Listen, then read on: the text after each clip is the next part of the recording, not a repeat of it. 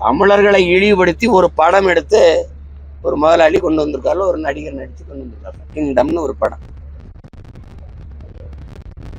அதை வாங்கி வெளியிடுறது யாருன்னு பாருங்க.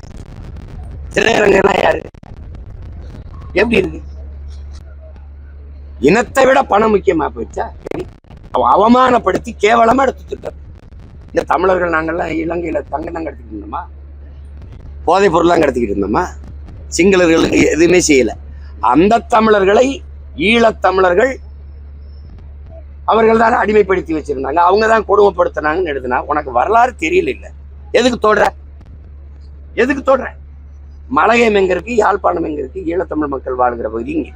மலைய மக்கள் இந்தியா வம்சினர் கண்டினியூ ஒரு வழியால போய் தேயிலை தோட்ட தொழிலாளர்களா போனோம். அவன் தங்கம் கடத்துறான்ற. அப்ப கேட்க நாதி கிடையாது உனக்கு. கேட்க நாதி கிடையாது. எதையும் செய்யலாம். தமிழனை கேவலப்படுத்தி, தமிழனை அசிங்கப்படுத்தி, தமிழன்ட்ட வியாபாரம் பண்ணிடலாம். அப்படிதான் 60 வருஷமா திராவிட எங்களை கேவலப்படுத்தி, அசிங்கப்படுத்தி, பிச்சைக்காரனாக்கி, என் அடையாளத்தை நான் தமிழன் என்கிற தேசிய தேட அழிச்சு திராவிடங்கிறது. எங்கள் அடையாளங்கள் எல்லாம் திராவிட நாகரிகம், திராவிட பண்பாடு, திராவிட கட்டிடக்கலை அப்படிங்கிறது. அது சகித்துக்கிட்டு இருந்தல்ல. அதனால எதையும் செய்யலாம் தமிழன். ஏன்னா அவனுக்கு இன உணர்வு, மான உணர்வு ஒண்ணும் கிடையாது. அவன் மானம் கட்டவன்.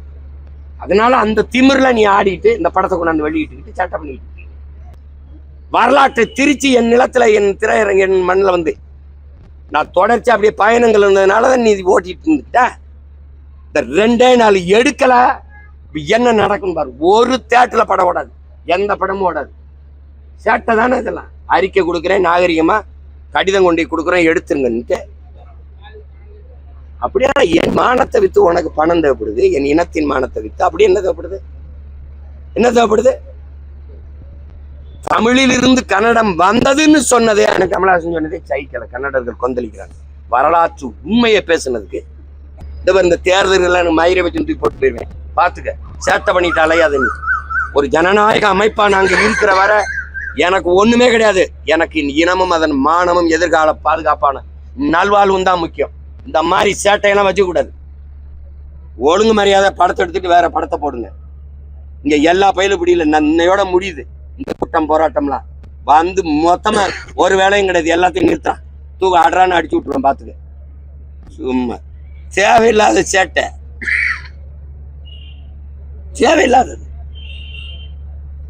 வருத்தம் தெரிவிக்கிறது கடிதம் எப்படி?